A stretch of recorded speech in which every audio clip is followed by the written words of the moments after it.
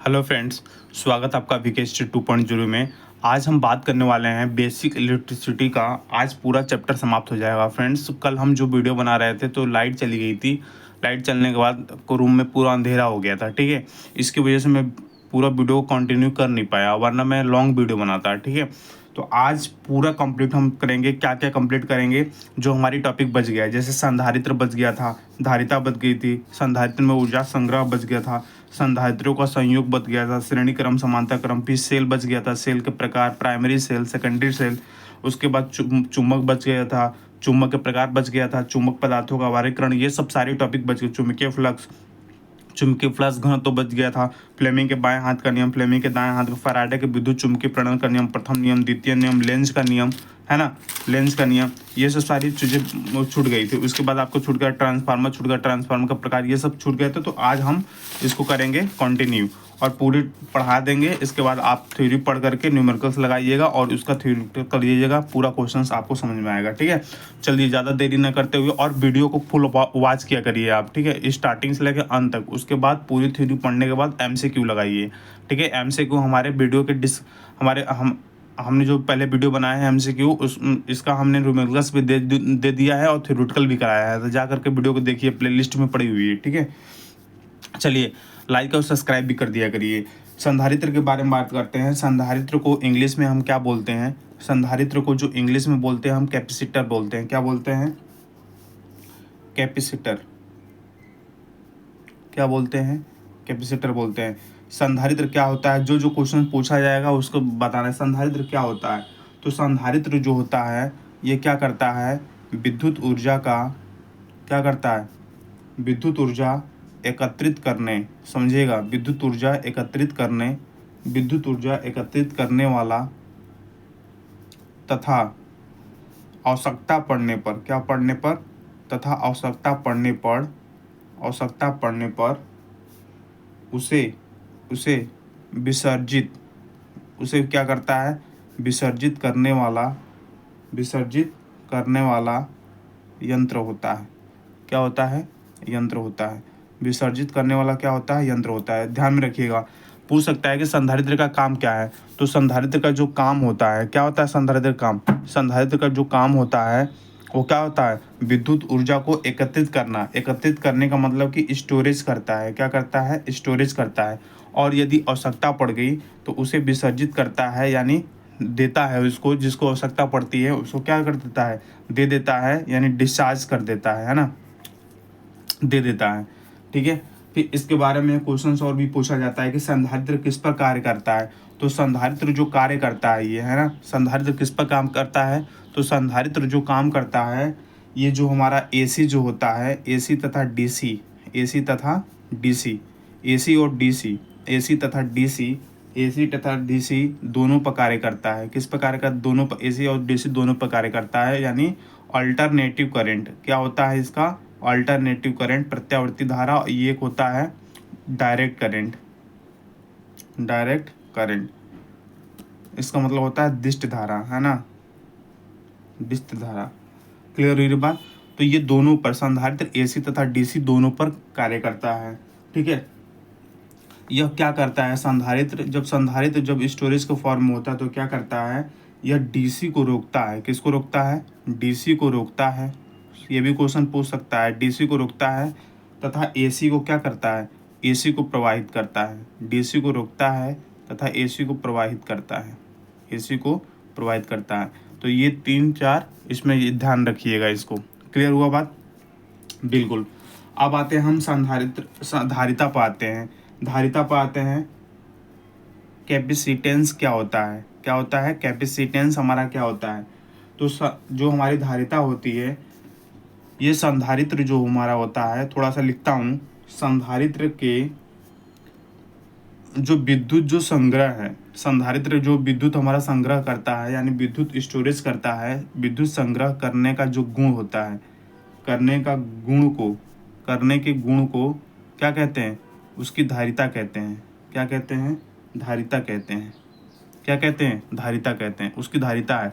जैसे ये हमारी कैपेसिटर है ना, कैपेसिटर है, इसलिए स्टोरेज करता है, और इसके स्टोरेज करने का जो आपका गुण होता है जो विद्युत संग्रह करने का जो गुण है किसकी, संधारित्र का, उसे धारिता कहते हैं, कैपेसिटेंस कहते हैं। क्लियर हुई बात। धारिता को किससे प्रदर्शित करते हैं, धारिता को हम सी से प्रदर्शित करते हैं। किससे प्रदर्शित करते हैं, सी से प्रदर्शित करते हैं, है ना। सी बराबर होता है Q/V। क्या होता है, क्वेश्चन डायरेक्ट आता है फ्रेंड्स, देखिएगा आप। अगर कैपेसिटर के बारे में और कैपेसिटेंस के बारे में पूछा, धारिता के बारे में पूछा तो ये आता है। और धारिता में ऊर्जा संग्रह का जो फार्मूला होता है ये भी बहुत इंपॉर्टेंट, इस पे भी क्वेश्चंस आपके बनते हैं 100%। आप देख लीजिएगा अगर क्वेश्चंस आएगा तो, और वैसे तो आएगा ही क्योंकि ये टॉपिक है, ये 11th का फर्स्ट ईयर का टॉपिक है और ये बेसिक इलेक्ट्रिसिटी का पार्ट से 100% आएगा। डेफिनेटली आप इसको याद करके जाइएगा। क्लियर हो रही है बात। तो यहाँ पे धारिता जो होती है, धारिता को हम सी से डिनोट करते हैं, तो सी बराबर क्या होता है, Q/V होता है। कितना होता है, Q/V होता है। और जो हमारा ये Q होता है, हमने आपको बताया था क्या होता है, ये आवेश होता है। क्या होता है दोस्त, आवेश होता है। V क्या है आपका, विभवांतर है। क्या है, विभवांतर है। क्लियर हो रही बात। अब हम मात्रक की बात करते हैं। थोड़ी सी यहाँ पे हम डॉटेड लाइन से कर लेते हैं और यहाँ समझा देते हैं। अगर हम मात्रक की बात करेंगे तो धारिता का मात्रक एक क्या होता है हमारा, एक फैरेड होता है। क्या होता है, फैरेड। याद रखिएगा, धारिता का मात्रक क्या होता है, इसका एसआई जो मात्रक होता है वो फैरेड होता है। क्या होता है, फैरेड होता है। लेकिन एक मात्रक और निकाल सकते हैं। अगर हम बताएं, ये आवेश होता है ना, आवेश का क्या होता है, कूलम्ब होता है ना, कूलम्ब। तो ये कूलम्ब लिख लीजिए, कूलम्ब। और वी का क्या, विभवांतर क्या होता है, वोल्ट होता है। तो एक और यूनिट हो गई कूलम्ब, कूलम्ब प्रति वोल्ट। इसकी अब पूछ सकता है कि इसकी प्रायोगिक इकाई क्या है। ये इंपॉर्टेंट है, प्रायोगिक इकाई। ये बहुत लोगों को नहीं पता होगा कि प्रायोगिक इकाई क्या होती है धारिता की। तो प्रायोगिक इकाई जो होती है, जो प्रयोग में लाते हैं, कूलम्ब प्रति वोल्ट। ठीक है, तो ये कौन सी इकाई है, प्रायोगिक इकाई है। ठीक है, इसको अंडरलाइन करके आप नोट कर लीजिएगा। और मेरे साथ आप छोटे छोटे एक पेज ले लीजिए, पेज पर लिखते जाइए। और एग्जाम के एक दिन पहले, 2 दिन पहले सफ़र कर रहे हैं, निकालिए नोट्स, फ़ोटो खींचिए, मोबाइल में फ़ोटो खींचिए, पढ़ते पढ़ते चले जाइए सेंटर पे, एग्ज़ाम दीजिए। एकदम बहुत डेफिनेटली अच्छा कोर्स जाएगा। ठीक है, ऐसे रिविज़न करके जाइएगा। प्रायोगिक इकाई क्या है, कूलम्ब प्रति वोल्ट होता है। ठीक है, अगर हम बात करें ये कैसी राशि है, तो ये एक अदिश राशि है। धारिता कैसी राशि है, एक अदिश राशि है। ठीक है, अब अगर बात करेगा इसकी सबसे छोटी इकाई क्या होती है, इसकी सबसे छोटी इकाई, है ना, छोटी इकाई क्या होती है, तो माइक्रोफैरड। इसको माइक्रो बोलते हैं, इसको फैरड बोलते हैं। तो सबसे छोटी इकाई माइक्रोफैरड या पिकोफैरड। क्या होता है, पिकोफैरड होता है, पिकोफैरड होता है। माइक्रोफैरड या पिकोफैरड होता है। और आपको पता है, क्या पता है, 1 माइक्रोफैरड बराबर कितना होता है, 10⁻⁶ फैरड। और 1 पिकोफैरड बराबर होता है, 1 पिकोफैरड बराबर क्या होता है, पिकोफैरड बराबर होता है 10⁻12 फैरड। ये ध्यान रखिएगा, इस बात को ध्यान रखिएगा, बहुत इंपॉर्टेंट है, इस बात को आप ध्यान रखिएगा फ्रेंड्स। ठीक है, लाइक एंड सब्सक्राइब कीजिए। ठीक है, अगर मेरी वीडियो पसंद आती है, पढ़ाने का तरीका पसंद आता है, तो आप लाइक एंड सब्सक्राइब ठोकिए। ठीक है, समझ बात आई। तो ये हम धारिता के बारे में इतने सारे देखें, है ना। फिर से वीडियो को रिवीजन करके, वीडियो को पुश करके फिर पीछे से देखिएगा धारिता, है ना। ठीक है, बिल्कुल सही। अब हम क्या आते हैं, एक हमारे टॉपिक है कि संधारित्र में जो ऊर्जा का जो संग्रह होता है, जो संधारित्र, जो कैपेसिटर में जो ऊर्जा आपके मतलब स्टोरेज होती है, वो कैसे होती है। ठीक है, इसके बारे में हम चर्चा करेंगे। ठीक है, तो संधारित्र में जो आवेश का जो हमारा संग्रह होता है ना, संधारित्र में जो आवेश हम संग्रह करते हैं, क्या करते हैं, आवेश जो हम संग्रह करते हैं, संधारित्र में जो आवेश हम संग्रह करते हैं, धनात्मक क्या होता है, धनात्मक और ऋणात्मक, धनात्मक और ऋणात्मक इलेक्ट्रोडों के मध्य विभवांतर होता है। क्या होता है, विभवांतर होता है। इलेक्ट्रोडों के मध्य क्या होता है, विभवांतर होता है। इलेक्ट्रोडों के मध्य क्या होता है, विभवांतर होता है। संधारित्र में ऊर्जा जो संग्रह होता है, संधारित्र में आवेश का जो संग्रह होता है, धनात्मक और ऋणात्मक इलेक्ट्रोडों के मध्य क्या होता है, विभवांतर होता है। क्लियर हुई बात। और संधारित्र में ऊर्जा का जो संग्रह होता है किस रूप में होता है, तो संधारित्र में ऊर्जा का जो संग्रह होता है, ध्यान में रखिएगा, संधारित्र में ऊर्जा का जो संग्रह होता है, ऊर्जा का संग्रह, संधारित्र में ऊर्जा का जो संग्रह होता है हाफ सी वी स्क्वायर, क्या होता है, हाफ सी वी स्क्वायर। हम अगर बात करें किसकी, हाफ सी वी स्क्वायर, इस फॉर्म में होता है, जैसे kinetic energy half M B square होता है ना, लेकिन संधारित्र के कंडीशन में हाफ यानी हाफ 1/2 सी वी स्क्वायर। आपको पूछ सकता है कि संधारित्र में ऊर्जा का संग्रह क्या है, सी की वैल्यू दे देगा, है ना, सी की वैल्यू यानी धारिता की वैल्यू दे देगी और विभवांतर की वैल्यू दे देगा, बोलेगा संधारित्र में ऊर्जा का संग्रह कितना है, तो आप इस वाले फार्मूले से लगा सकते हैं हाफ सी वी स्क्वायर। क्या लगा सकते हैं, half C V square. Clear हो रही बात, बिल्कुल। अब आते हैं एक और मोस्ट टॉपिक के बारे में बात करेंगे, संधारित्र का संयोग। संधारित्र का जो संयोग होता है ना, संयोग होता है जैसे कॉम्बिनेशन, है ना, कॉम्बिनेशन ऑफ कैपेसिटर, है ना, कैपेसिटर, ठीक है। तो पहला जो होता है, दो टाइप्स के होते हैं। पहला होता है श्रेणी क्रम में, जैसे हम प्रतिरोधों का संयोजन करते थे तो समांतर क्रम श्रेणी क्रम में करते थे कि नहीं करते थे, बिल्कुल करते थे। उसी तरह से अगर संधारित्र का संयोग करेंगे, श्रेणी क्रम में करेंगे और समांतर क्रम में करेंगे तो कैसे करेंगे, देखिए। पहला अगर हम श्रेणी क्रम की बात करें, किसकी बात करेंगे, श्रेणी क्रम की बात करें, जस्ट अपोजिट होता है किसके, प्रतिरोध के अपोजिट होता है ये। कैसे, देखिए, श्रेणी क्रम में अगर बात करेंगे, श्रेणी क्रम के लिए अगर हम डायग्राम बनाएं तो यहाँ एक हमने एक बैटरी रख दिया, है ना, यहाँ हमने क्या रख दिया, एक बैटरी रख दिया, ठीक है, और इसको यहाँ से V वोल्ट हमने सप्लाई दिया। क्लियर हुई बात। अब इस वाले संधारित्र में अगर बात करें तो यहाँ पॉजिटिव और ये हमारा होगा नेगेटिव, है ना। फिर अगर हम श्रेणी क्रम में जोड़ें, ये पॉजिटिव ये नेगेटिव, फिर अगर संधारित्र ये पॉजिटिव ये नेगेटिव, फिर संधारित्र ये पॉजिटिव ये नेगेटिव, ऐसे हम संधारित्र को जोड़ेंगे। और इन दोनों में ये प्लस, यहाँ पॉजिटिव कूलम आवेश, यहाँ नेगेटिव, यहाँ पॉजिटिव, यहाँ नेगेटिव, यहाँ पॉजिटिव, यहाँ नेगेटिव, यहाँ पॉजिटिव, यहाँ नेगेटिव। क्लियर हुई बात। और इन दोनों के बीच में जो हमारी धारिता है, यहाँ पे C1 है और इसमें V1 हमारी वोल्टता प्रवाहित हो रही है।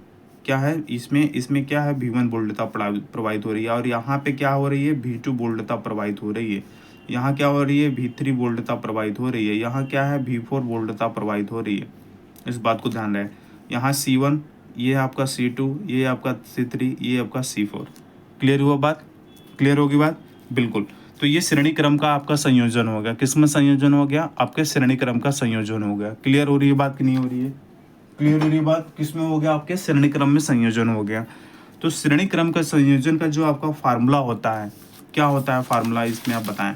श्रेणी क्रम में जैसे हम अगर प्रतिरोध की बात करते थे, इसी से याद रखना है, ओनली प्रतिरोध से बात याद रखेंगे। प्रतिरोध की बात करते हैं तो टोटल जो रेजिस्टेंस होता था श्रेणी क्रम में R1 + R2 + R3 होता था ना। अगर हम टोटल रेजिस्टेंस की बात करेंगे तो होता था किसमें, श्रेणी क्रम में। बट ये तो प्रतिरोध की कंडीशन में है, लेकिन अगर हम धारिता की कंडीशन में करेंगे, है ना, धारिता के क्रम में करेंगे तो इसमें क्या होगा, 1/C बराबर 1/C1 + 1/C2 + 1/1/C3 + 1/C4 होगा। क्लियर हो रही है बात कि नहीं हो रही है। इसमें अगर हम श्रेणी क्रम की बात करेंगे, ये किस में हो गया, श्रेणी क्रम में। किस में हो गया, श्रेणी क्रम में। अगर हम श्रेणी क्रम की बात करेंगे तो ये होगा हमारा, ठीक है। प्रतिरोध में बात करेंगे तो ये होगा, ठीक है। अपोजिट हुआ कि नहीं हुआ इसके, बिल्कुल। और रेजिस्टेंस का जो यहाँ ये क्या होती है, कैपेसिटेंस होता है, ठीक है, धारिता होती है। क्लियर होगी बात। एक इम्पॉर्टेंट पॉइंट इसमें श्रेणी क्रम में पूछता है, कहता है कि जो श्रेणी क्रम जो संयोजन होता है ना, श्रेणी क्रम में जो संयोजन होता है, क्या होता है, श्रेणी क्रम में जो आपका संयोजन होता है दोस्त, तो इसमें क्या होता है कि सभी संधारित्र पर, जो भी संधारित्र है ना, सभी संधारित्रों पर क्या होता है, जो आवेश होता है, क्या होता है, आवेश होता है, समान होता है। क्या होता है, सभी संधारित्र पर आवेश क्या होगा, समान होगा, तथा वोल्टता भिन्न भिन्न होगी। क्या होगी, वोल्टता क्या होगी, भिन्न भिन्न होता है। क्या होता है, वोल्टता भिन्न भिन्न होता है। ये ध्यान में रखिएगा, वोल्टता क्या होगी, भिन्न भिन्न होगा, ठीक है। ये बहुत इंपॉर्टेंट है। आवेश क्या होगा, समान होगा, लेकिन वोल्टता क्या है, भिन्न भिन्न होगी। वोल्टता क्या है, भिन्न भिन्न होगी। लेकिन एक चीज़ और बताइए, अगर हम प्रतिरोध की कंडीशन में करते थे तो यहाँ क्या करते थे बताइए। प्रतिरोध की कंडीशन में हम करते थे, इसमें धारा क्या रहता था, धारा समान रहता था, लेकिन वोल्टता क्या रहती थी, वोल्टता क्या रहती थी हमारी, भिन्न भिन्न रहती थी। क्या रहती थी, भिन्न भिन्न रहता था। भिन्न भिन्न रहता था कि नहीं रहता था बताइए। बिल्कुल। तो यहाँ वोल्टता भिन्न भिन्न है, तो यहाँ भी वोल्टता भिन्न भिन्न है। डिफरेंस समझा रहा हूँ। देखिए दोस्त, रटने से कोई फ़ायदा है नहीं। जब तक आप थ्योरी को किसी का कोई कोर्स ले लिए, रटने से कोई मतलब है नहीं। जब तक अपने से पढ़ेंगे नहीं, जब से अपने से प्रैक्टिस नहीं करेंगे, तब से कुछ होने वाला नहीं है। और एग्ज़ाम हॉल में आप यदि रट कर जा रहे हो, रटने से कोई फ़ायदा नहीं है। आप समझिए उस चीज़ को कि कहना क्या चाहता है क्वेश्चंस, है ना। ठीक है, चलिए। तो यहाँ पे श्रेणी क्रम में क्या होता है कि अगर हम संधारित्र की बात करें, इसकी बात करें, तो इसमें क्या होता है, आवेश समान होगा लेकिन वोल्टता क्या है, भिन्न भिन्न होगी। क्लियर होगी बात। और इसमें प्रतिरोध कंडीशन में हमने आपको बताया हुआ है, अगले लेक्चर में जो हमने वीडियो प्रोवाइड किया है उसमें हम बताया हुआ है। ये समझ में आया कि नहीं आया?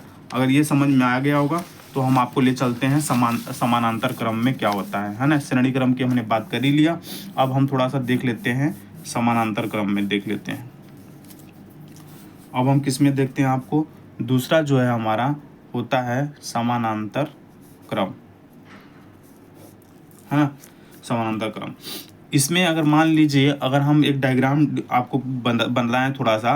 अब देखिए डायग्राम आपको इसलिए बना रहे हैं कि एग्जाम में अगर दे दिया तो आप कंफ्यूजन ना होइएगा, ठीक है। Sorry friend. देखिए अब यहाँ पे जो है हमने एक V वोल्ट से इसको कनेक्ट कर दिया, ठीक है। एक यहाँ पे हमने एक संधारित्र Q1 को जोड़ दिया, ठीक है।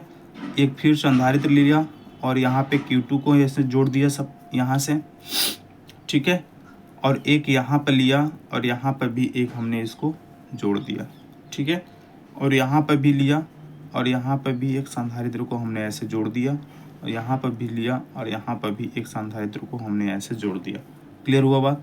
तो यहाँ पर Q1 हो गया, यहाँ पर भी Q1 पहला आवेश हो गया, है ना। इसमें जो हमारा होगा ये प्लस ये Q, यहाँ पर C1 होगा, ये C2 होगा, C3 होगा, C4 होगा और C5 होगा।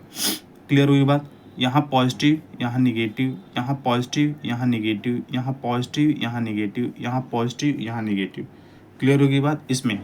तो इस वाले कंडीशन में समानांतर क्रम की बात करें, अगर हम प्रतिरोध में करते थे तो कैसे करते थे, हम प्रतिरोध में करते थे तो 1/R बराबर 1/R1 plus 1/R2 plus 1/R3 करते थे। बट ये तो प्रतिरोध की कंडीशन होगी। लेकिन अगर हम समानांतर क्रम में अगर हम कैपेसिटर की बात करें, कैपेसिटेंस की बात करें, धारिता की बात करें, तो 1/C नहीं हो करके क्या होता है, C बराबर होता है C1 plus C2 plus C3 plus C4 plus C5। ये होगा इसका। क्लियर।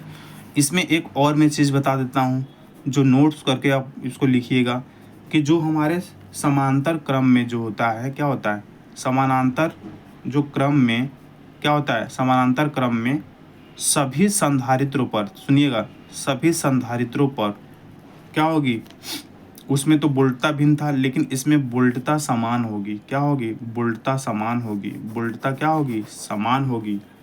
तथा आवेश भिन्न भिन्न होगा, तथा आवेश क्या हो, भिन्न भिन्न होगा।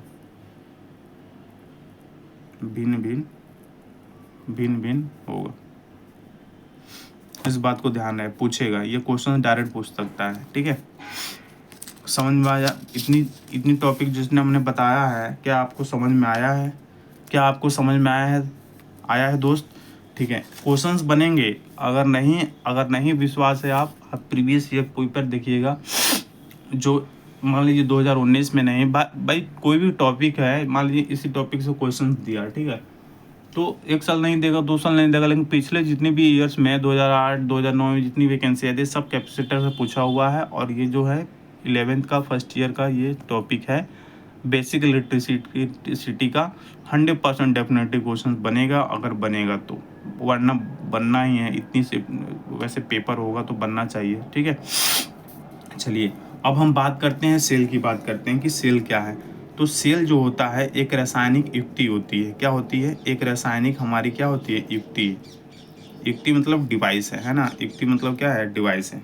ठीक है, युक्ति है जो क्या करता है कि ये केमिकल एनर्जी जो होती है, केमिकल एनर्जी को क्या करता है? ये केमिकल एनर्जी को इलेक्ट्रिक एनर्जी में क्या करता है? इलेक्ट्रिक एनर्जी में क्या करता है? कन्वर्ट करता है। केमिकल एनर्जी को किस में कन्वर्ट करता है? इलेक्ट्रिक एनर्जी में कन्वर्ट करता है। कौन? सेल। कौन कन्वर्ट करता है? सेल करता है। ठीक है, जो सेल होता है हमारा, ठीक है, क्या करता है कि केमिकल एनर्जी को इलेक्ट्रिकल एनर्जी में क्या करता है? कन्वर्ट करता है। ठीक है,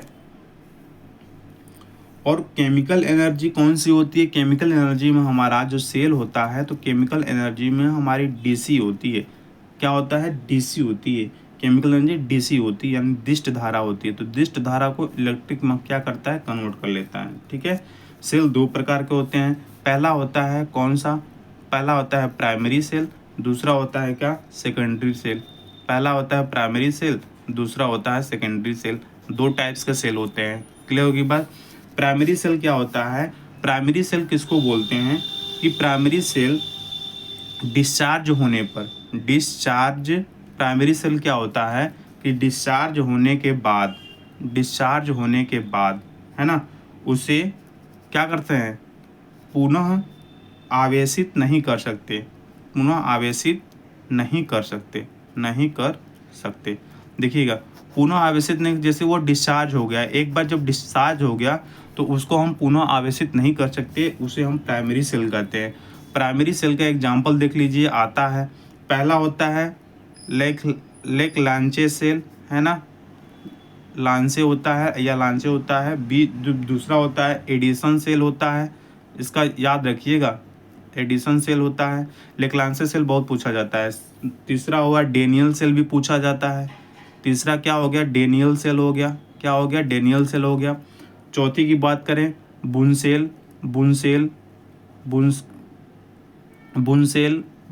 सेल हो गया, है ना, चौथा बुनसेल सेल। पांचवा हो गया मरकरी सेल। क्या हो गया? Mercury cell. तो ये जितने भी सेल हैं ये प्राइमरी सेल के आते हैं। अगर इनको हम एक बार यूज कर लिए तो इन्हें पुनः हम आवेशित नहीं कर सकते। उसे क्या बोलते हैं? हम प्राइमरी सेल के रूप में बोला जाता है। क्या बोला जाता है? प्राइमरी सेल बोला जाता है। ठीक है, समझ बात आ रही कि नहीं आ रही है? उसे क्या बोलते हैं? हम प्राइमरी सेल के रूप में बोलते हैं। ठीक है, अब हम बात करते हैं सेकेंडरी सेल। तो सेकेंडरी सेल का मतलब होता है कि डिस्चार्ज होने के बाद भी क्या होता है? डिस्चार्ज होने के बाद उसे क्या कहते हैं?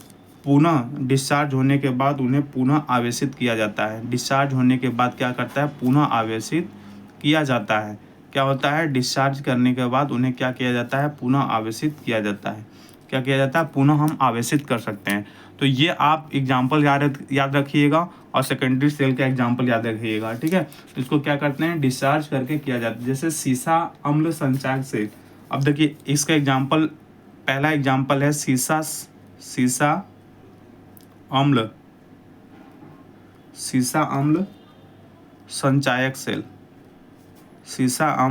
संचायक सेल। दूसरा जो होता है निकिल कैडमियम है ना, कैडमियम सेल है ना, सीसा अम्ल संचायक सेल, निकिल कैडमियम सेल। और तीसरा जो होता है आपका क्या होता है? Lithium ion cell. क्या होता है? Lithium ion cell. क्या होता है? Ion cell. क्या होता है? लिथियम आयन सेल होता है। ठीक है, और अगर चौथा बात करें तो चौथा निकिल मेटल, क्या होता है? Nickel metal oxide cell. समझ बताई? तो ये याद रखिएगा, पूछा जाता है। सीसा संचायक सेल पूछा जाता है ना, तो सीसा अम्ल संचायक सेल, निकिल कैडमियम सेल, है ना। सीसा देखिए ऐसे कैसे याद करेंगे बताएं? देखिए याद करने का तरीका, जैसे केमिस्ट्री में हम यूज करते हैं, जैसे सीसा हो गया, लेड हो गया, निकिल हो गया, लिथियम हो गया, ये क्या है? धातु का नाम है ना, ये धातु का नाम है, मेटल्स है हमारे। तो क्या है कि जितने भी धातु के नाम में आएंगे सब सेकेंडरी सेल में आएंगे। ठीक है, क्योंकि इन्हें डिस्चार्ज करने के बाद पुनः आवेशित करें। बट यहाँ पे देखिए जो प्राइमरी सेल था, लेक्सांसे, एडिशन, डेलियर, इसमें कहीं आया है? बस एक मरकरी को छोड़ करके और किसी में आया है धातु का नाम? बिल्कुल नहीं। तो यहाँ क्या है है ना। तो यहाँ क्या है कि यहाँ डिस्चार्ज सेल डिस्चार्ज होने के बाद पुनः अवशोषित किया जाता है। तो इसको याद करने का ये तरीका है, आप इस चीज़ को देखिएगा दोस्त मेरे। क्लियर हो रही है बात दोस्त? हो रही है दोस्त क्लियर? बिल्कुल। अब एक टॉपिक रह गया है, मैं आपको यहाँ बता देता हूँ, ठीक है। एक टॉपिक रह गया है, हम बता देते हैं, बहुत इंपॉर्टेंट टॉपिक है, हम इस पेज पे आपको बता देते हैं, उसको मैं छोड़ना नहीं चाहता, ठीक है। एक दो टॉपिक है, एक आपकी टॉपिक है, पहला टॉपिक है आपकी फ्यूल सेल। पहली बात सुनिएगा, फ्यूल सेल, है ना, फ्यूल सेल। ये फ्यूल सेल क्या होता है ना, फ्यूल सेल क्या होता है, इसके बारे में चर्चा करेंगे। तो फ्यूल सेल के बारे में अगर हम बात करेंगे कि फ्यूल सेल होता क्या है, इसके बारे में अगर हम चर्चा करेंगे, तो जो फ्यूल सेल होता है ना, तो फ्यूल सेल क्या होता है कि दहन की क्रिया द्वारा, किसकी क्रिया द्वारा, दहन की क्रिया द्वारा, किसकी क्रिया द्वारा, दहन की क्रिया द्वारा क्या होता है, ईंधन की जो रासायनिक ऊर्जा होती है, ईंधन की जो हमारी रासायनिक ऊर्जा होती है, दहन की क्रिया द्वारा ईंधन की जो रासायनिक ऊर्जा को क्या करता है, रासायनिक ऊर्जा को वैद्युत ऊर्जा में कन्वर्ट करता है। किस में करता है, वैद्युत ऊर्जा में क्या करता है, परिवर्तित करता है। इस बात को ध्यान रखिए, परिवर्तित करता है। तो डायरेक्ट पूछ सकता है फ्यूल सेल क्या है, तो ये केमिकल एनर्जी को किस में कन्वर्ट करता है, केमिकल एनर्जी को किस में कन्वर्ट करेगा दोस्त मेरे, इलेक्ट्रिकल एनर्जी में। इलेक्ट्रिकल एनर्जी में क्या करेगा, इलेक्ट्रिकल एनर्जी में क्या करेगा, हमारा कन्वर्ट करेगा। किस में कन्वर्ट करेगा, इलेक्ट्रिकल एनर्जी में कन्वर्ट करेगा, ठीक है। एक और टॉपिक हमारी छूट रही थी, होता है सोलर सेल। क्या होता है, सोलर सेल। एक टॉपिक छूट गई थी हमारी, क्या होता है, सोलर सेल। हम सोलर सेल के बारे में बात करेंगे, किसके बारे में बात करेंगे, सोलर सेल के बारे में बात करेंगे। सोलर सेल, है ना, सोलर सेल के बारे में बात करेंगे। आज के बाद पूरा बेसिक इलेक्ट्रिसिटी का पूरा क्वेश्चन हो जाएगा ख़त्म, थ्योरी पूरा ख़त्म हो जाएगा, ठीक है। एक भी नहीं, इसको आप वीडियो को जाइएगा, प्लेलिस्ट में भी है, इस पर भी हम बना दें, यहाँ पे प्लेलिस्ट में भी छोटे छोटे पार्ट्स पड़े हुए हैं इसका, ठीक है। उसको देखिए, इस पूरे लॉन्ग वीडियो को देखिए, उसके बाद आप MCQ लगाइए, भाई साहब मैं गारंटी देता हूँ सभी क्वेश्चंस होंगे, ठीक है। सोलर सेल के बारे में बात करते हैं कि सोलर सेल करता क्या है। जो सोलर सेल जो हमारा होता है, ये सौर ऊर्जा को क्या करता है, जो हमारी सौर ऊर्जा होती है, सौर ऊर्जा को विद्युत ऊर्जा में कन्वर्ट कर लेता है। किसमें कन्वर्ट कर लेता है, विद्युत ऊर्जा में क्या करता है, परिवर्तित कर लेता है। तो सौर ऊर्जा किसमें परिवर्तित होता है, विद्युत ऊर्जा में परिवर्तित होता है, ठीक है। अब हम बात करते हैं सेल का आंतरिक प्रतिरोध, बहुत इंपॉर्टेंट। सेल का आंतरिक प्रतिरोध बहुत बहुत इंपॉर्टेंट, आंतरिक प्रतिरोध। इससे क्या होता है, इससे में क्या होता है कि इस पे एक क्वेश्चंस बनता है, न्यूमेरिकल क्वेश्चंस बनते हैं, डायरेक्ट फार्मूले बनते हैं। सेल का आंतरिक प्रतिरोध अगर हम बात करें, ठीक है, सेल का आंतरिक प्रतिरोध की बारे में बात करें, तो डायरेक्ट हम फार्मूला लिख देते हैं। I बराबर होता है capital E upon capital R plus small r।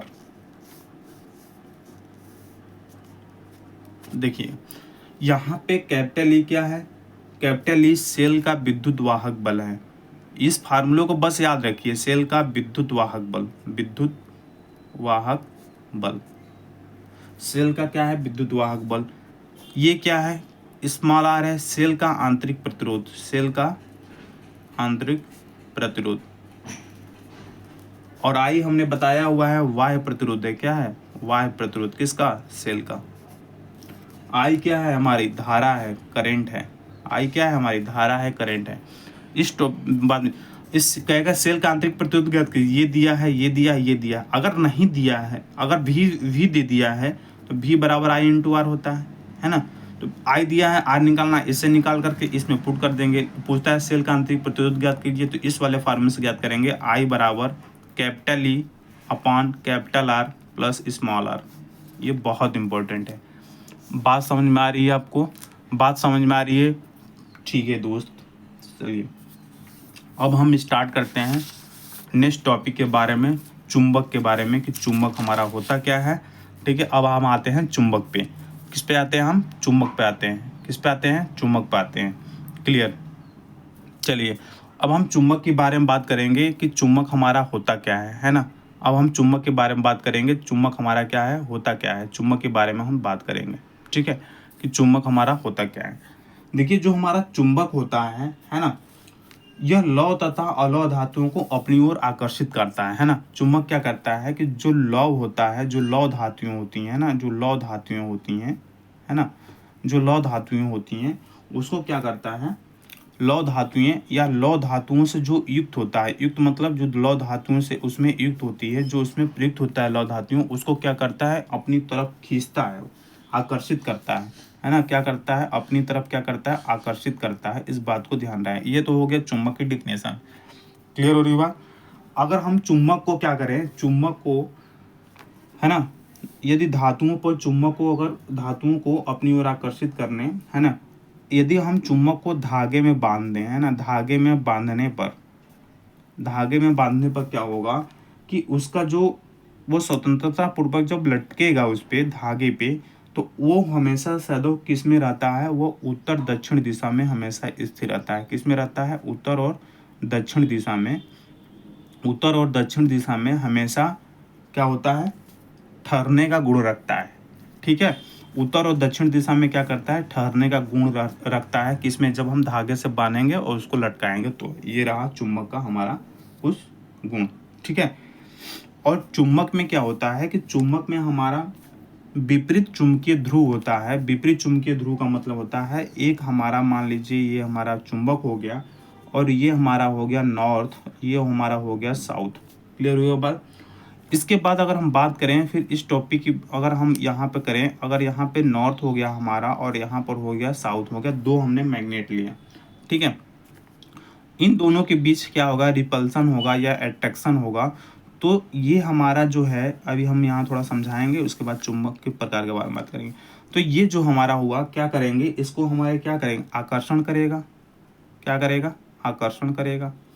आकर्षण करेगा क्यों, क्योंकि दो विपरीत ध्रुव है ना, दो विपरीत ध्रुव होते हैं। जो दो विपरीत ध्रुव होते हैं, इसको पहले ध्रुव को नॉर्थ ध्रुव बोलते हैं, उत्तरी ध्रुव, और यश को क्या बोलते हैं, साउथ ध्रुव यानी दक्षिणी ध्रुव बोलते हैं। क्लियर हो रही है बात।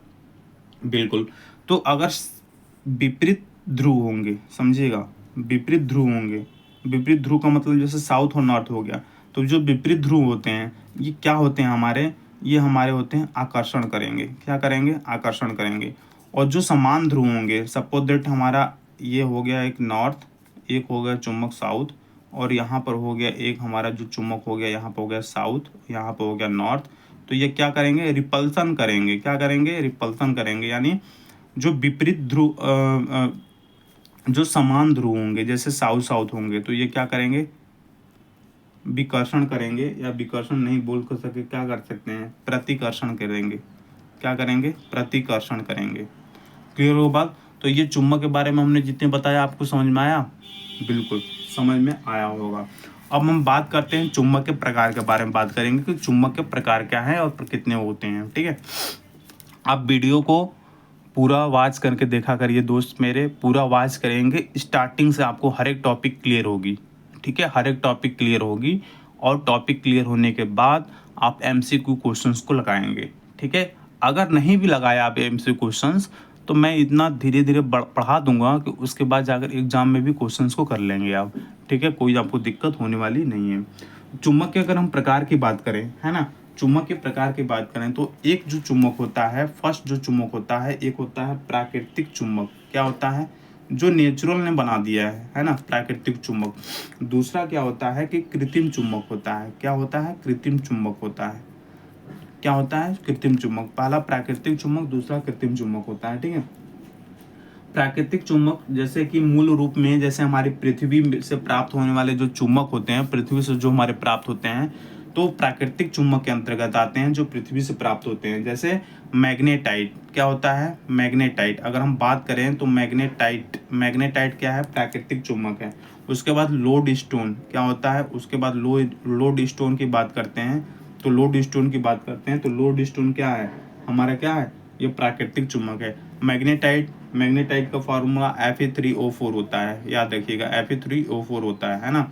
तो ये प्राकृतिक, जो नेचुरल द्वारा हमको प्रदत्त है, जो नेचुरल द्वारा हमको प्राप्त होता है ना, वो हमारे प्राकृतिक में आएंगे। कृत्रिम मतलब जो आर्टिफिशियल है, जो हमारे द्वारा बनाए गए हैं, हमारे जो मॉडर्न ज़माने में जो हमारे बन रहा है, जिन चुम्बकों को, है ना, वो कृत्रिम विधि होता है, ठीक है, कृत्रिम चुम्बक। तो कृत्रिम चुम्बक कितने टाइप्स के होते हैं? कृत्रिम चुम्बक अब इसमें आ जाएंगे कि 2 प्रकार के होते हैं। कितने प्रकार के होते हैं? 2 प्रकार के। कौन कौन से होते हैं? एक होता है स्थायी चुम्बक होता है ना। क्या होता है? स्थायी चुम्बक होता है। और दूसरा जो होता है अस्थायी चुम्बक होता है। क्या होता है? दूसरा अस्थायी चुम्बक होता है। पहला कृत्रिम चुम्बक होता है, दूसरा होता है अस्थायी चुम्बक होता है। कृत्रिम चुम्बक और कृत्रिम चुम्बक 2 टाइप्स के, स्थायी चुम्बक और अस्थायी चुम्बक। क्लियर हुआ बात? क्लियर होगी बात? अब हम बात करते हैं स्थायी चुम्बक की बात करते हैं।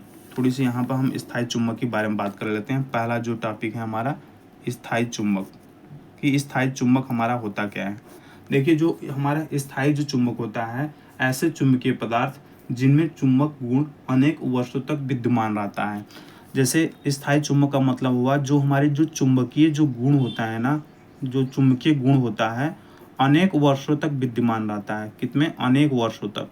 अनेक वर्षों तक क्या होता है? इसमें विद्यमान होता है। क्या होता है? विद्यमान होता है। अनेक वर्षों तक इसमें क्या होता है? विद्यमान होता है। तो इसे क्या बोलेंगे? स्थायी चुम्बक बोलेंगे। जैसे दोस्त हमारा क्या होगा? इस्पात हो गया, है ना, इस्पात हो गया, ठीक है, इस्पात हो गया। सिलिकॉन हो गया, क्या हो गया हमारा? सिलिकॉन हो गया, ठीक है। उसके बाद हमारा निकिल हो गया, ध्यान दीजिएगा, निकिल हो गया। उसके बाद कोबाल्ट हो गया, ठीक है, ये हमारी स्थायी चुम्बक है। कोबाल्ट हो गया, मैग्नीज हो गया, क्या हो गया? मैग्नीज हो गया। और एक हम जो इम्पोर्टेंट बात करने, एल एल निको, वेरी वेरी इंपॉर्टेंट। एल निको डायरेक्ट पूछता है कि एल निको कैसा चुम्बक है, स्थायी है या अस्थायी चुम्बक। और चुम्बक है तो कौन सा चुम्बक है? स्थायी चुम्बक है, अस्थायी चुम्बक है, कृत्रिम चुम्बक है, तो कौन सा चुम्बक है? तो आप क्या बताएंगे कि ये स्थायी चुम्बक है। और स्थायी चुम्बक में कौन सा? ये कृत्रिम चुम्बक है, ठीक है। क्या है? कृत्रिम चुम्बक है। तो इस्पात, सिलिकॉन, निकिल, कोबाल्ट, मैग्नीज और एल्निको। क्लियर हुआ बात? समझ बात आई? और इसका स्थायी चुम्बक का प्रयोग कहाँ कहाँ किया जाता है? स्थायी चुम्बक का जो हमारा प्रयोग होता है ना दोस्त मेरे, तो स्थायी चुम्बक का प्रयोग होता है जैसे आपका डायनेमो हो गया, है ना, डायनेमो हो गया। किसमें हो गया? डायनेमो हो गया। हेडफोन हो गया, सुनिएगा, डायनेमो हो गया, हेडफोन हो गया जो यूज़ करते हैं आप, लाउड स्पीकर हो गया, है ना, लाउड स्पीकर हो गया, लाउड स्पीकर हो गया, ठीक है, लाउड स्पीकर हो गया, इसमें यूज हम करते हैं, ठीक है, स्थायी चुम्बक का। क्लियर हुआ? स्थायी चुम्बक, स्थायी चुम्बक क्लियर हुआ ना। डायनामो, हेडफोन, इसमें हम यूज़ करते हैं, स्थायी चुम्बक हो गया, है ना।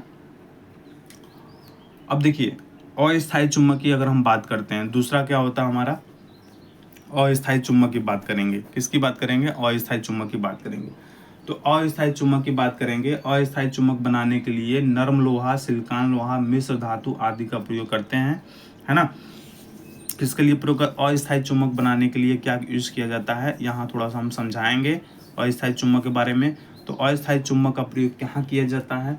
तो अस्थायी चुम्बक जो होता है किससे बनता है? पहले ये नर्म लोहा से बनता है ना, नर्म लोहा और सिलिकॉन लोहा। नर्म लोहा और किससे बनता है? सिलिकॉन लोहा से। नर्म लोहा और सिलिकॉन लोहा मिश्रित धातु से बनाया जाता है। किससे? मिश्रित धातु से बनाया जाता है।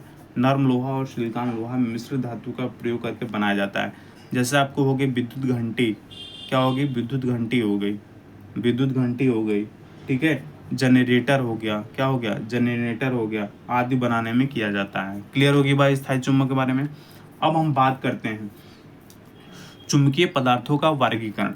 चुंबकीय पदार्थों का वर्गीकरण, पहला होता है लौह चुंबकीय पदार्थ, दूसरा होता है अनुचुंबकीय पदार्थ, तीसरा होता है प्रतिचुंबकीय पदार्थ। ये सब सारी चीज़ें होती हैं, ठीक है।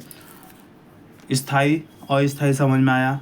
अस्थायी कैसे? नर्म लोहा, सिलिकॉन लोहा मिश्र, ये क्या होते हैं? अनेक वर्षों तक ये अस्थायी चुम्बक विद्यमान नहीं रहते हैं। जैसे विद्युत घंटी, जनरेटर इत्यादि में यूज किया जाता है अस्थायी चुम्बक। लेकिन स्थायी चुम्बक डायनोमो में यूज किया जाता है, इस बात को ध्यान रखें। डायनोमो में कौन सा चुम्बक? स्थायी चुम्बक यूज किया जाता है। जनरेटर में कौन सा? अस्थायी चुम्बक, ये याद रखेगा, जनरेटर में कौन सा? अस्थायी चुम्बक का यूज किया जाता है। क्लियर होगी बात? बिल्कुल, बिल्कुल होनी चाहिए। चुंबकीय पदार्थ, चुंबकीय पदार्थों का वर्गीकरण। चुंबकीय पदार्थों का जो वर्गीकरण होता है, पहला 3 वर्गों में होता है, लौह चुंबकीय, अनुचुंबकीय, प्रतिचुंबकीय। लौह चुंबकीय को क्या बोलते हैं? फेरोमैग्नेटिक। क्या बोलते हैं? फेरोमैग्नेटिक, है ना, फेरोमैग्नेटिक मटेरियल्स, क्या बोलते हैं, फेरोमैग्नेटिक मटेरियल्स बोलते हैं, लौह चुंबकीय पदार्थ बोलते हैं। ठीक है, इसमें क्या होता है कि किसी प्रबल चुंबकीय क्षेत्र में रखे जाने पर चुंबकीय गुण उत्पन्न होता है, लौह चुंबकीय पदार्थ कहलाता है ना।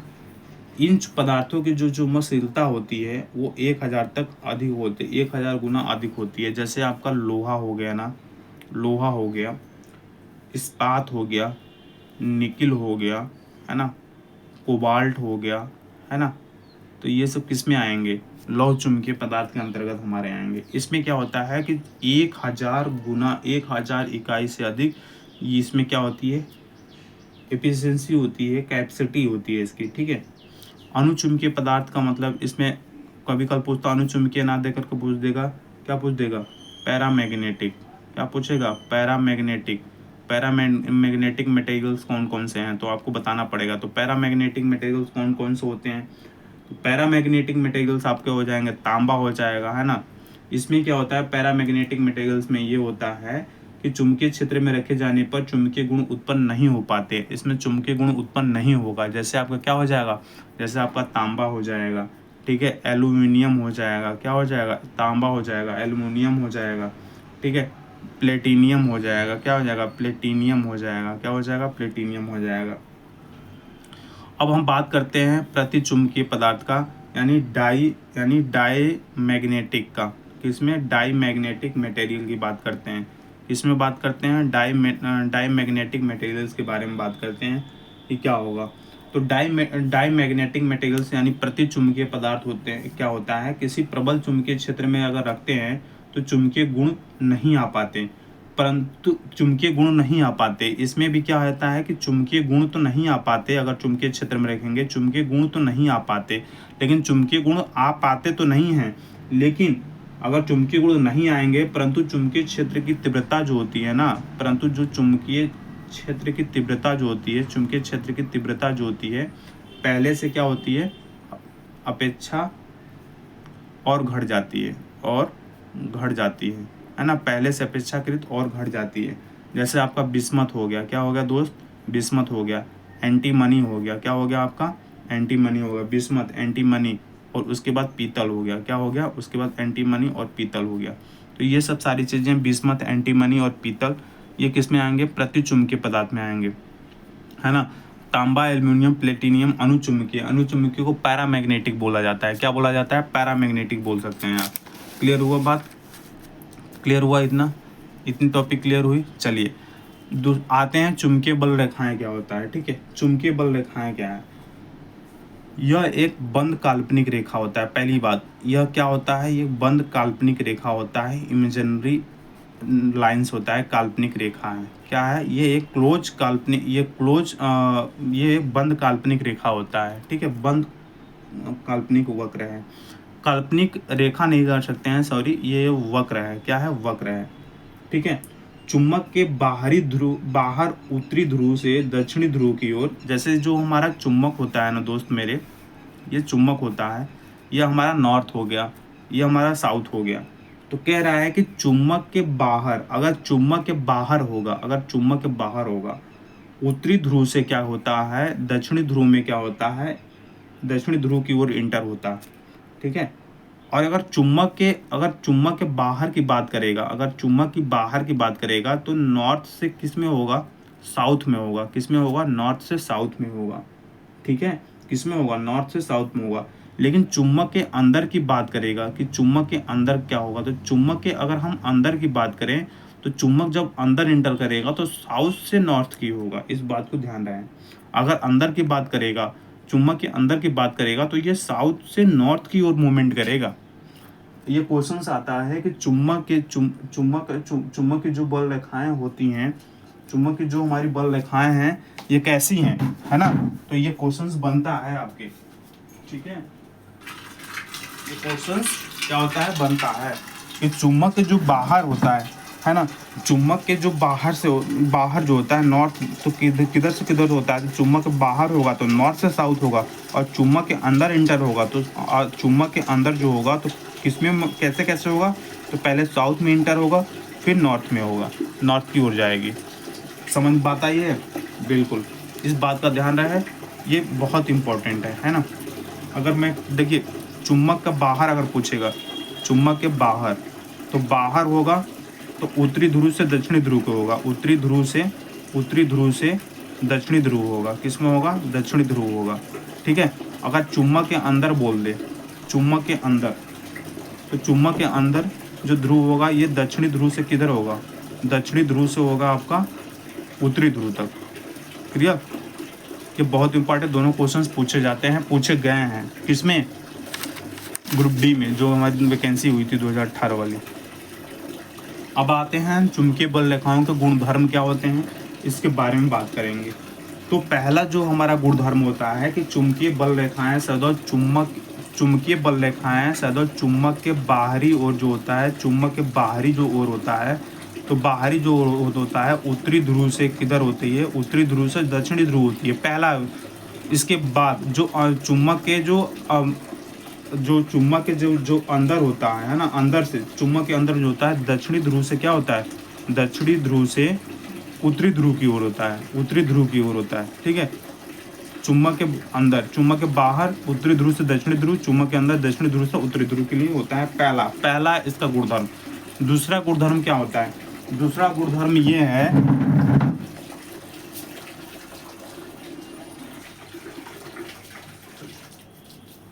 दूसरा जो हमारा गुणधर्म होता है दोस्त मेरे, दूसरा गुणधर्म जो होता है, चुंबकीय बल रेखाएं एक बंद परिपथ बनाती हैं। जो चुंबकीय बल रेखाएं होती हैं एक क्या बनाती हैं, बंद परिपथ बनाती हैं। क्या बनाती हैं, बंद परिपथ होता है।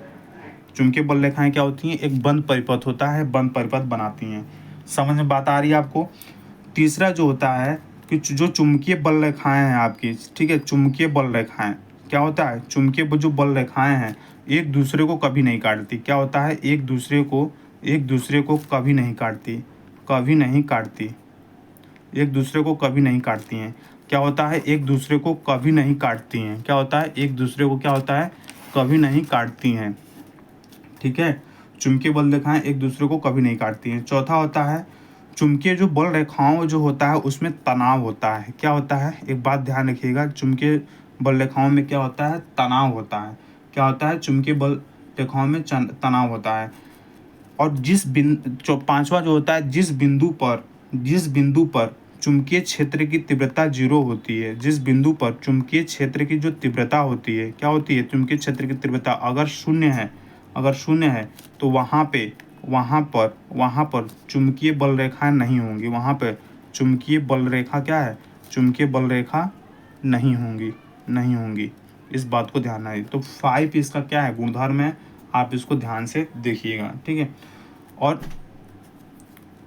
चुंबकीय बल रेखाएं शून्य है, वहाँ पे चुंबकीय बल रेखाएं नहीं होती हैं, है ना। इसके बाद अगर हम बात करें पांचवें, अगर हम बात करेंगे, देखिए यहाँ पे छठे गुणधर्म की बात करेंगे इसमें। तो इसमें क्या है कि जिस बिंदु पर चुंबकीय बल रेखा अपना परिपथ किसी चुंबकीय पदार्थ के माध्यम से पूरा करने का प्रयास करती है ना। अब बस इतना ही हो गया, आपको ये गुणधर्म याद रखिएगा। ठीक है। अब हम आते हैं चुंबकीय फ्लक्स के बारे में बात करने के लिए कि चुंबकीय फ्लक्स क्या होता है हमारे। ठीक है। चुंबकीय फ्लक्स क्या होता है कि चुंबकीय क्षेत्र में अगर हम बात करें चुंबकीय फ्लक्स का, ठीक है, तो अगर हम एक डायग्राम आपको डिनोट करें, डायग्राम के बारे में बात करें, है ना, तो यहाँ पे जो होता है हमारा, ये हमारा हो गया नॉर्थ, है ना, ये वगैरह नॉर्थ, ये वगैरह साउथ, ये हो गया हमारा नॉर्थ। ठीक है। और यहाँ पे जो हमारी होती हैं, जैसे यहाँ पे चुंबकीय क्षेत्र रेखा निकली इंटर की, ठीक है, और साउथ से जब निकली ऐसे करके मूवमेंट करके, ठीक है। अब ध्यान रखिएगा इसको। ठीक है। अब देखिए चुंबकीय क्षेत्र में किसी चुंबकीय बल रेखाएं के लंबवत तल में जो गुजरने वाली चुंबकीय बल रेखाओं की कुल संख्या होती है चुंबकीय फ्लक्स का लंबवत तल। अगर हम चुंबकीय फ्लक्स की बात करेंगे, है ना, तो जो चुंबकीय क्षेत्र में हमारे क्या होता है, चुंबकीय जो क्षेत्र में हमारा क्या होता है, चुंबकीय क्षेत्र में किसी क्या होता है, किसी चुंबकीय बल रेखा, कोई भी चुंबकीय जो बल रेखा है, बल रेखा वो क्या होती है, चुंबकीय बल रेखा वो लंबवत तल में होती है। किस में होती है, लंबवत तल में। लंबवत तल की बात करेगा, लंबवत तल में जो लंबवत तल में जो चुंबकीय बल रेखाओं की जो संख्या होती है ना, चुंबकीय बल रेखाओं की जो संख्या होती है, चुंबकीय बल रेखाओं की संख्या जो होती है वो चुंबकीय फ्लक्स कहलाती है। चुंबकीय फ्लक्स को हम फाई से प्रदर्शित करते हैं और चुंबकीय फ्लक्स का एसआई मात्रक क्या होता है, वेबर होता है। क्या होता है, चुंबकीय फ्लक्स का एसआई मात्रक क्या होता है, वेबर होता है। तो अगर लंबवत तल में कितनी चुंबकीय बल रेखाओं की संख्या है, अगर लंबवत तल में कितनी चुंबकीय बल रेखाओं की संख्या अगर ये बात करेगा तो क्या हो जाएगा, आपका चुंबकीय फ्लक्स हो जाएगा। इसको फाई से प्रदर्शित करते हैं, इसका एसआई मात्रा क्या होता है, वेबर होता है। और एक वेबर बराबर क्या होता है, एक वेबर बराबर होता है 10⁸ मैक्सवेल। ये याद रखिएगा, मैक्सवेल। ठीक है, एक वेबर बराबर कितना होता है, 10⁸ क्या होता है, 10⁸ क्या होता है, मैक्सवेल होता है। ठीक है, और एक फार्मूला देखिए, एक फार्मूला अगर चुंबकीय फ्लक्स के बारे में, मतलब फाई बराबर होता है BA cos थीटा होता है ना, BA cos थीटा। फाई बराबर क्या हो जाएगा, BA cos थीटा हो जाएगा। फाई बराबर BA cos थीटा। यदि समानांतर की बात करेगा, यदि समानांतर की बात करेगा तो थीटा बराबर क्या हो जाएगा, 0 डिग्री हो जाएगा। तो फाई बराबर क्या हो जाएगा, BA। तो फाई बराबर BA हो जाएगा और समानांतर का ये क्या होगा, मैक्सिमम होगा। क्या होगा, मैक्सिमम होगा। किस में होगा, ये मैक्सिमम होगा।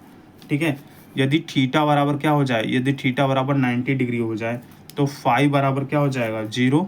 फाई बराबर क्या हो जाएगा, 0। ये 0 हो जाएगा, यानी इसमें क्या है, लंबवत है। यानी इसमें क्या है, अगर 90 डिग्री हो जाएगा यानी क्या है, लंबवत है। क्या है, लंबवत है। तो लंबवत होगा तो फाई के मतलब क्या होगा, यानी चुंबकीय फ्लक्स क्या होगा, 0 होगा। तो लंबवत के लिए 90 डिग्री, और यहाँ समानांतर थीटा की वैल्यू 0 कब होगा, जब ये समानांतर में होगा, है ना। तो इस बात को ध्यान रखिएगा। ठीक है, फाई बराबर BA cos थीटा दे देगा। आप कहेंगे सर BA क्या है ना, BA चुंबकीय फ्लक्स घनत्व है। देखिएगा, चुंबकीय फ्लक्स घनत्व, चुंबकीय फ्लक्स घनत्व है। ठीक है, बी क्या है, चुंबकीय फ्लक्स घनत्व है। ठीक है, ए क्या है, चुंबकीय बल रेखा के लंबवत तल का क्षेत्रफल है। चुंबकीय बल लंबवत तल का क्षेत्रफल होता है। ठीक है, अभी हम बाद में आगे हम चर्चा करेंगे। क्लियर होगी बात। तो ये चुंबकीय फ्लक्स के बारे में पूरा डिटेल्स। ठीक है, अब चुंबकीय फ्लक्स घनत्व के बारे में बात करते हैं, यहाँ पे बात करते हैं। ठीक है, यहाँ पे हम बात करते हैं चुंबकीय फ्लक्स घनत्व के बारे में, यहाँ पे हम बात करेंगे। यहाँ पे क्या करेंगे, बात करते हैं चुंबकीय फ्लक्स घनत्व की। चुंबकीय फ्लक्स घनत्व जो होता है, डायरेक्ट हम फार्मूला आते हैं। चुंबकीय फ्लक्स घनत्व को B से रिप्रेजेंट करते हैं। B बराबर होता है φ/a। देखिएगा, B बराबर क्या होता है, φ/a, या फाई बराबर क्या होता है, BA cos थीटा होता है। तो फाई बराबर BA या BA cos थीटा, है ना। अब देखिए इसमें क्या है कि यहाँ पे जो होता है, फाई क्या है आपका, फाई है चुंबकीय फ्लक्स। क्या है, चुंबकीय फ्लक्स, है ना। फाई क्या है, चुंबकीय फ्लक्स होता है। और ए क्या है, ए जो होता है चुंबकीय बल रेखा की जो संख्या होती है, और तो तल का, लंबवत तल का क्षेत्रफल है। किसका, लंबवत तल का, लंबवत तल का क्या होता है, क्षेत्रफल होता है। और इसको मीटर स्क्वायर में आप प्रेजेंट करते हैं, है ना, इसको मीटर स्क्वायर में। ठीक है, और इसका जो मात्रक होता है, वेबर प्रति मीटर स्क्वायर होता है। अगर हम B बराबर अगर φ/a की बात करें तो फाई का मात्रक वेबर, है ना। फाई का मात्रक क्या होगा, वेबर, और ए का मात्रक मीटर स्क्वायर। यानी चुंबकीय फ्लक्स घनत्व का जो मात्रक होता है, वेबर प्रति मीटर स्क्वायर होता है। इस बात को ध्यान रहेगा आपको। तो चुंबकीय फ्लक्स घनत्व हो गया, चुंबकीय फ्लक्स हो गया, चुंबकीय फ्लक्स घनत्व हो गया। बात समझ में आई आपको, ये टॉपिक समझ में आया। ठीक है, अब हम बात करते हैं फ्लेमिंग के बाएं हाथ का नियम की और फ्लेमिंग के दाएं हाथ के नियम की। फ्लेमिंग का जो बाएं हाथ का नियम है, ठीक है, अगर फ्लेमिंग के बाएं हाथ का नियम है तो इसके लिए मैं एक शॉर्ट ट्रिक, मतलब मैं ही बनाया हूँ। देखिए, जैसे एक आप याद रखिएगा, FBI, CBI होता है ना, तो CBI करके C नहीं करिएगा, यहाँ F करिएगा, FBI का मतलब क्या होता है, F का मतलब होता है जो फोर्स, जैसे जो फोर्स होता है ना, फोर्स, ये फोर्स हो गया हमारा। ठीक है, ये क्या हो गया, फोर्स हो गया। ठीक है, B का मतलब क्या हो गया, चुंबकीय फ्लक्स हो गया। सुनिएगा, चुंबकीय फ्लक्स हो गया, क्योंकि B से हम रिप्रेजेंट चुंबकीय फ्लक्स घनत्व हो गया। ठीक है, I क्या है, हमारा धारा है। I क्या है, हमारा धारा है।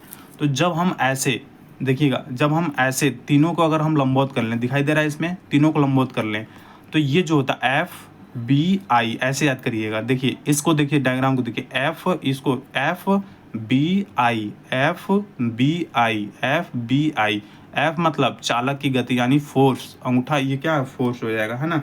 तो इस स्थिति में जो तर्जनी उंगली है, ये वाली तर्जनी उंगली क्या करेगी, ये चुंबकीय क्षेत्र फ्लक्स की दिशा बताएगी, जिसको हम बी से रिप्रेजेंट कर रहे थे ना, बी से रिप्रेजेंट। तो ये चुंबकीय फ्लक्स, तर्जनी उंगली ये दिखाएगी चुंबकीय फ्लक्स घनत्व की दिशा। ये क्या, धारा की दिशा, ये क्या दिखाएगी, हमारी धारा की दिशा। ये और अंगूठा जो क्या दिखाएगा, अंगूठा बल की दिशा दिखाएगा। तो बल की दिशा, अंगूठा बल की दिशा, यानी एफ मतलब फोर्स, यानी बल की दिशा, एफ मतलब फोर्स यानी ये बल की दिशा, और ये चुंबकीय क्या होगा, ये चुंबकीय फ्लक्स की दिशा दिखाएगा, और ये धारा की दिशा दिखाएगा। और ये बी से चुंबकीय फ्लक्स घनत्व को हमने पढ़ाया है, अभी रिप्रेजेंट करते हैं आई धारा को, और ये फोर्स यानी अंगूठा फोर्स को। तो F B I signal by अंगूठा से लीजिएगा, एफ बी आई समझ में आया फ्लेमिंग के बाएं हाथ का नियम, बिल्कुल। तो एफ बी आई मतलब होता है, पहला जो अंगूठा होता है फोर्स को डिनोट करता है, तर्जनी उंगली हमारी चुंबकीय फ्लक्स घनत्व को डिनोट करता है, और जो हमारा जो ये वाली उंगली है, कौन सी ये वाली उंगली है, ये वाली उंगली कौन सी है हमारी, बताइए, मध्य उंगली, जो मध्यमा उंगली है, जो मध्यमा उंगली है, ये धारा की दिशा दर्शाएगी, ठीक है। अब देखिए फ्लेमिंग के, अगर हम दाएं हाथ के नियम की अगर हम बात करेंगे कि फ्लेमिंग के दाएं हाथ का नियम क्या है, हम रिवीजन के लिए बस बता रहे हैं, आपसे रिवीजन करा रहे हैं ये सब, ठीक है। फ्लेमिंग के दाएं हाथ का नियम की बात करेंगे, तो फ्लेमिंग के दाएं हाथ का नियम में आपको याद रखना है, क्या याद रखना है, ई एफ एम याद रखना है, ई एफ एम याद आपको रखना है। फ्लेमिंग के दाएं हाथ के नियम में ई एफ याद रखना है ना। फ्लेमिंग के दाएं हाथ में नियम में, अब देखिए एक चीज़ और, फ्लेमिंग के जो बाएं हाथ का नियम है, ये इस पे क्या करता है कि मोटर जो होता है आपका, फ्लेमिंग का जो बाएं हाथ का नियम है, मोटर किस पर आधारित होता है, तो मोटर जो होता है फ्लेमिंग के बाएं हाथ के नियम पर आधारित होता है। मोटर किस पर आधारित होता है, फ्लेमिंग के बाएं हाथ के नियम पर आधारित है, ठीक है। और फ्लेमिंग के दाएं हाथ का नियम पर आपका कौन आधारित होता है, जेनरेटर, जेनरेटर है ना, जेनरेटर आधारित होता है, ठीक है, जेनरेटर। फ्लेमिंग के दाएं हाथ के नियम पर कौन आधारित होता है, फ्लेमिंग के दाएं हाथ के नियम पर आपका कौन आधारित होता है, जनरेटर आधारित होता है। क्या आधारित होता है, जनरेटर। लेकिन फ्लेमिंग के बाएं हाथ के नियम पर क्या आधारित होता है, ये मोटर पर आधारित है। मोटर किस पर आधारित है, फ्लेमिंग के बाएं हाथ के नियम पे, और फ्लेमिंग के दाएं हाथ के नियम पे ये जनरेटर आपका क्या होता है, जनरेटर क्या होता है, जनरेटर हमारी आधारित होती है। फ्लेमिंग के दाएं हाथ का जो नियम होता है वो ई एफ एम, क्या होता है, ई एफ एम होता है, ई एफ एम होता है, ठीक है, ई एफ एम होता है, ठीक है, ई एफ एम होता है। तो ई क्या होता है, ऐसे करिएगा, ई एफ एम, ई इसको, एफ इसको, एम इसको, सुनिएगा पहले, ई इसको, एफ इसको और एम इसको। ई मतलब ये क्या हो गया, विद्युत वाहक बल, ई एम एफ, सुनिएगा दाएं हाथ का नियम बता रहे हैं, E F F, E F M, E F M, E F M, E F M. E का मतलब इसमें क्या हो गया, ई का मतलब जो हुआ आपका, ई का जो मतलब हुआ, तो ई का मतलब क्या हो गया, E M F, E M F मतलब इलेक्ट्रोमैग्नेटिक इंडक्शन, यानी प्रेरित विद्युत वाहक बल, प्रेरित विद्युत वाहक बल। और ई एफ, एफ का मतलब फील्ड, एफ का मतलब क्या हो गया, फील्ड हो गया, जो है ना, एफ का मतलब क्या हो गया, फील्ड हो गया, ठीक है, एफ का मतलब क्या हो गया, फील्ड हो गया। ये क्या हो गया, अंगूठा 90 डिग्री कोण पर बनाया है, ये क्या हो गया, मोशन, ये क्या हो गया, मोशन, गति को दर्शाता है, गति को दर्शाता है। तो उसमें क्या था, एफ बी आई, इसमें क्या है, E F M, E F M, E F M, E F M. Clear, बिल्कुल समझ में आ गया होगा आपको। आगे बढ़ जाते हैं। फैराडे के विद्युत चुम्बकीय प्रेरण का नियम क्या है, फैराडे ने विद्युत चुम्बकीय प्रेरण का नियम दिया था, है ना। विद्युत चुम्बकीय प्रेरण का नियम, दो नियम दिए थे, प्रथम नियम दिए थे, प्रथम नियम को, और प्रथम नियम से क्या होता है कि ई एम आई की परिभाषा दी जाती है, ई एम आई की क्या होती है, परिभाषा दी जाती है, इस बात को ध्यान रहे। ई एम आई की परिभाषा मतलब इलेक्ट्रोमैग्नेटिक, है ना, इलेक्ट्रोमैग्नेटिक इंडक्शन, इलेक्ट्रोमैग्नेटिक, है ना, मैग्नेटिक इंडक्शन, इसकी क्या देती है, परिभाषा देती है। कौन, फैराडे के विद्युत चुम्बकीय प्रेरण का जो प्रथम नियम है वो क्या देती है, ई एम आई की परिभाषा देती है, ठीक है, ई एम के आई की परिभाषा देती है, ठीक है, ये ध्यान रखिएगा। द्वितीय नियम की बात करते हैं, अगर हम द्वितीय नियम की बात करते हैं तो ई अनुत्क्रमणानुपाती φ2 - φ1/t होता है, टी होता है, ठीक है। ये फेरो की, अगर हम अनुक्रमानुपाती को हटा दें तो ई बराबर होता है n D phi upon D T, D phi upon D T. ठीक है, ए बराबर होता है N D phi upon D T की बात करेगा, है ना। समझ बात है। कुंडली की धारा की दिशा में अगर क्लॉकवाइज है, अगर हम बात करेंगे कुंडली की दिशा के क्लॉकवाइज है तो एस पोल पर होगा, और एंटी क्लॉकवाइज है तो नॉर्थ पोल पर होगा। इस बात को ध्यान रखें। विद्युत चुम्बकीय प्रणाली के बारे में पहले जो बात किया था, वो बात किया था विद्युत चुम्बकीय प्रणाली का जो नियम, जो पहले जो बात हुई थी वो किसने दिया था? और स्टेट ने दिया था। किसने दिया था? और स्टेट नामक वैज्ञानिक ने दिया था। चलिए थोड़ा सा फास्ट चलेंगे फ्रेंड, ठीक है। लेंस का नियम क्या है? तो लेंस के नियम में इसमें जो होता है, लेंस का नियम में यहाँ निगेटिव हो जाएगा N D phi upon D T. इसके बारे में अगर डीपली बात करेंगे बहुत टाइम लगेगा, ठीक है। इसको किसी चालक में जो इसमें बोलता है कि किसी चालक में प्रवाहित जो प्रेरित विद्युत वाहक बल है एवं जनित्र विद्युत धारा की सदैव ऐसे करता है जो उसके कारण का विरोध करता है। समझ बात आई। ईएमआई नियम जो दिया था वो फैराडे ने दिया था, ठीक है। तो इस फार्मूले को रखिएगा। यहाँ निगेटिव हो गया, लेंस का नियम आपको कहलाएगा। इसके बारे में हम ज़्यादा डीपली नहीं जाएंगे। एक क्वेश्चन एक और देख लीजिए कि लेंस का जो नियम है ऊर्जा संरक्षण पर आधारित होता है। किस पर आधारित होता है? ऊर्जा संरक्षण पर आधारित है। जो लेंस का नियम है ना दोस्त, ऊर्जा संरक्षण पर आधारित होता है। किस पर आधारित होता है? ऊर्जा संरक्षण पर आधारित होता है। किस पर आधारित होता है? ऊर्जा संरक्षण पर आधारित होता है, ठीक है। चलिए नेक्स्ट बात करते हैं, आते हैं यहाँ पे, है ना, ट्रांसफार्मर की बात करते हैं कि ट्रांसफार्मर हमारा होता क्या है।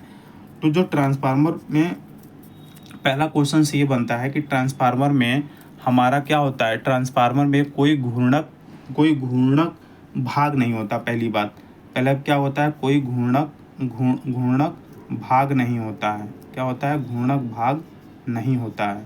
ट्रांसफार्मर क्या होता है? कोई घूर्णक भाग नहीं होता है। दूसरा क्या होता है? ट्रांसफार्मर में ट्रांसफार्मर केवल एसी पर कार्य करता है। किस पर कार्य करता है? केवल एसी पर कार्य करती है। केवल किस पर कार्य करती है?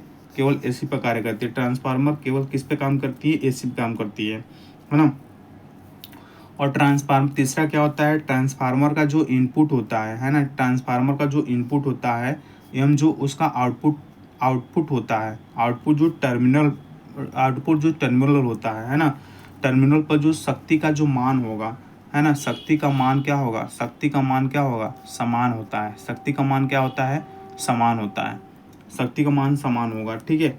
शक्ति का मान समान होता है। और ट्रांसफार्मर क्या होता है? ट्रांसफार्मर एक स्थैतिक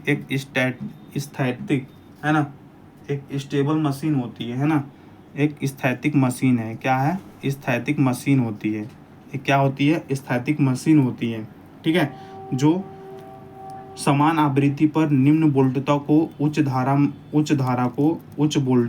धारा को निम्न वोल्टता में, है ना, समान आवृत्ति पर। पहले पूछेगा किस, ये समान आवृत्ति, इस बात को ध्यान रखिएगा। समान आवृत्ति, है ना, समान आवृत्ति पर निम्न वोल्टता को, है ना, निम्न वोल्टेज को उच्च वोल्टेज में, है ना, निम्न वोल्टेज उच्च धारा को उच्च वोल्टेज में, निम्न वोल्टेज उच्च धारा को उच्च वोल्टेज में, है ना, उच्च वोल्टेज में और निम्न धारा और उच्च वोल्टेज निम्न धारा को उच्च धारा में परिवर्तित करता है, ठीक है। इसका बात ये है, ठीक है। अब देखिए इसके बारे में बात करें। ट्रांसफार्मर एक हाई इफिशिएंसी की मशीन होती है, ठीक है। ट्रांसफार्मर जो होता है एक हाई इफिशिएंसी की क्या होती है? हाई इफिशिएंसी की मशीन होती है ना, एक हाई इफिशिएंसी की मशीन होती है। किसकी मशीन होती है? हाई इफिशिएंसी की मशीन होती है। और ट्रांसफार्मर की जो दक्षता होती है 95% होता है। कितना होता है? 95। ये हाई इफिशिएंसी, ये क्या लिखा हूँ? हाई इफिशिएंसी होती है इसकी, ठीक है। हाई इफिशिएंसी होती है, ठीक है, बिल्कुल। अब इसके बारे में अगर ट्रांसफार्मर के बारे में थोड़ी और बात कर लें, यहाँ पे अगर ट्रांसफार्मर के बारे में थोड़ी सी और बात कर लें, यदि N1 जो फर्स्ट फेरो की कुंडली है, अगर N2 है, यदि ग्रेटर देन है, तो ये जो ट्रांसफार्मर कहलाते हैं, ये कहलाते हैं स्टेप ट्रांसफार्मर, स्टेप डाउन कहलाते हैं। क्या कहलाते हैं? स्टेप डाउन ट्रांसफार्मर कहलाते हैं। और N2 की वैल्यू ज़्यादा है N1 से, तो स्टेप अप ट्रांसफार्मर कहलाते हैं। ये बात को ध्यान रखिएगा, स्टेप अप ट्रांसफार्मर कहलाते हैं। ठीक है, अगर हम फार्मूले की बात करें तो N1 क्या होगा, प्राथमिक कुंडली में, प्राथमिक कुंडली होता है हमारा प्राथमिक कुंडली। N2 क्या होता है, कुंडली, है ना। N2 क्या होता है, द्वितीय कुंडली होता है हमारा, क्या होता है, द्वितीय कुंडली होता है। I1 क्या होता है, ये प्राथमिक धारा है, क्या है, प्राथमिक धारा है। ठीक है, I2 क्या है, हमारी द्वितीयक धारा है, क्या है, द्वितीयक धारा है। क्लियर हो रही बात। और फाई क्या है, फाई हमारा फ्लक्स है, क्या है, चुंबकीय फ्लक्स। कौन सा, फाई से डिनोट करते थे ना, फाई बराबर BA cos थीटा होता था। E1 बराबर क्या है, प्राथमिक विद्युत वाहक बल, विद्युत वाहक बल। E2 क्या है, द्वितीय विद्युत वाहक बल, क्या होगा, द्वितीय विद्युत वाहक बल।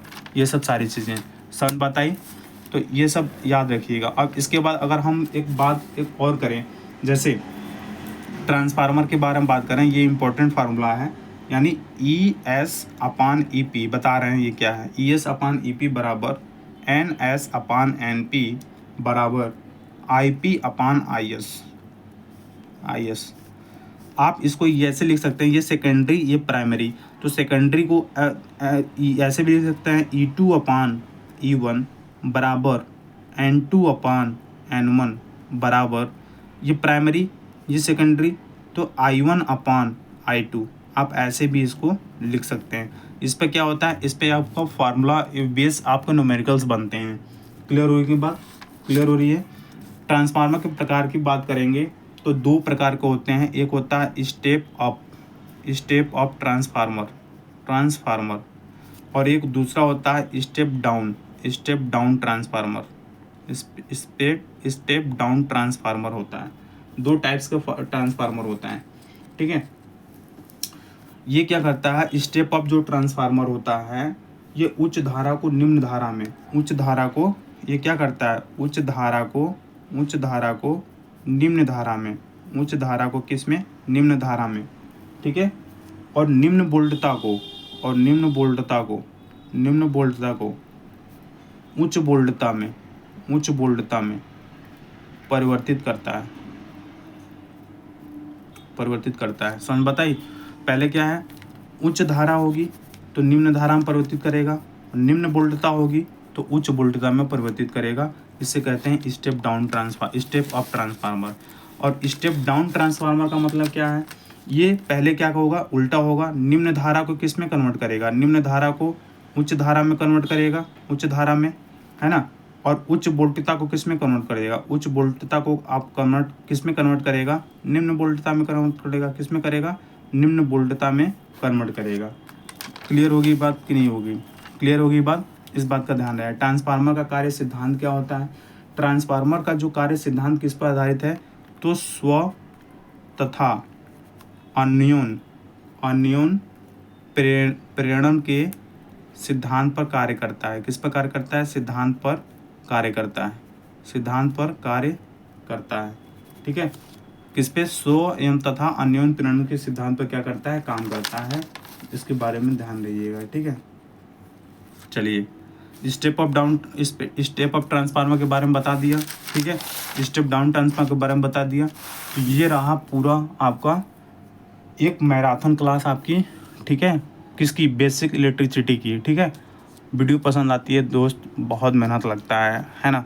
1-1 घंटे 1.5 घंटे बैठ कर वीडियो बनाना, उसको पहले देखना क्या चीज़ है ना, तो बहुत मेहनत लगती है। इसलिए चैनल को सब्सक्राइब और लाइक करिएगा। क्लियर हो रही है बात, क्लियर हो रही है। अगर हम थोड़ी सी एक बात और बता दें आपको, ठीक है, कौन सी बात, ट्रांसफार्मर का विद्युत वाहक बल बता दें आपको। ठीक है, ट्रांसफार्मर का विद्युत वाहक बल का समीकरण एक ध्यान दीजिएगा, थोड़ा सा पूरा ही कर देते हैं। ट्रांसफार्मर का विद्युत वाहक बल समीकरण, विद्युत वाहक बल का समीकरण। ठीक है, विद्युत वाहक बल का समीकरण पहला जो होता है, E1 बराबर होता है 4.44 F5 max N1। ठीक है, और E2 बराबर होता है 4.44 है ना, 5 और F5 max है ना N2। ये होता है, ठीक है। ये प्राइमरी, ये क्या है, E1 क्या है, प्राइमरी वाइंडिंग EFM है, और ये सेकेंडरी वाइंडिंग EFM है, हमने बताया था। F क्या है, F के बारे में बता दे रहे हैं, ये सप्लाई फ्रीक्वेंसी है। क्या है, ये सप्लाई फ्रीक्वेंसी होता है, सप्लाई फ्रीक्वेंसी है। क्या है, फ्रीक्वेंसी, सप्लाई फ्रीक्वेंसी होता है। क्लियर हुई बात, ठीक है, सप्लाई फ्रीक्वेंसी होता है, तो ये ध्यान रखिएगा, ठीक है। और हमने बताया था N2 is greater than N1, तो स्टेप अप होगा, स्टेप अप ट्रांसफार्मर होगा। अगर क्या होगा, N1 is greater than N2, है ना, N2 कम होगा, है ना, तो स्टेप डाउन होगा। ये हमने बताया था, ये क्वेश्चन आएगा, देखिएगा। और एक बारे में बात करते हैं, डीसी जनरेटर के बारे में बात कर लेते हैं। डीसी जनरेटर क्या करता है, ये विद्युत ऊर्जा को किस में कन्वर्ट करता है, विद्युत ऊर्जा को यांत्रिक ऊर्जा में, विद्युत को किस में कन्वर्ट कर देगा, यांत्रिक में कन्वर्ट कर देगा। और अगर हम मोटर की बात करते हैं, तो यांत्रिक को किस में कन्वर्ट कर देगा, जो नहीं, ये भी क्या कर देगा, विद्युत को किस में कन्वर्ट कर देगा, विद्युत को यांत्रिक में ये भी कन्वर्ट कर देगा। तो ये आपका रही टॉपिक पूरी क्लियर। अब एक भी टॉपिक नहीं बचा है, ठीक है। चैनल को यहीं ख़त्म करते हैं। जय हिंद, जय भारत, वंदे मातरम। Like and subscribe.